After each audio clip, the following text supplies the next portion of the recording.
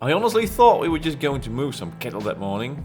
Instead, they handed me a Belizean barrel racing champion horse. And somehow, they expected me to race it. By now, horses were becoming part of our everyday life in the jungle. I'd only been riding for a short time, but every ride gave me a little more confidence. Still, this felt completely different. Even one of the kids looked at me like this might not end well. Waiting for me wasn't just any horse. This horse had actually competed in barrel racing and won. At that point, I honestly wondered, were the cowboys trying to help me, or were they secretly hoping to see me fly off? Before we started, the cowboys showed us how it was done. Barrel racing is simple in theory. 3 barrels, 1 cloverleaf pattern, fastest time wins. The horse already knew exactly where to go, so my only job was to stay on. The first run was careful.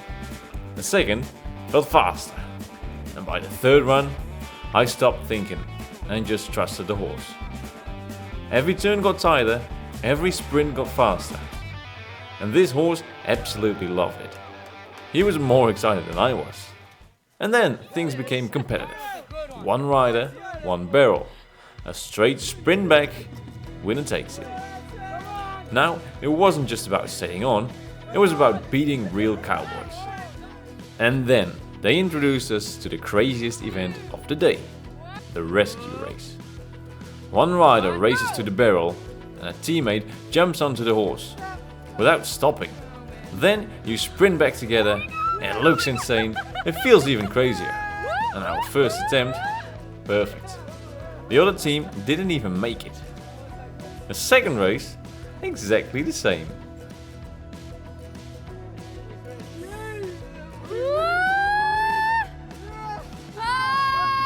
While they were falling off, we were already crossing the finish line. I couldn't believe this was actually happening. After all the adrenaline, we rode the horses back home. Rounded up a few more horses and even helped care for them before calling it a day. When we arrived in Belize, we never imagined we'd end up racing champion horses with real cowboys. But somehow, that became normal.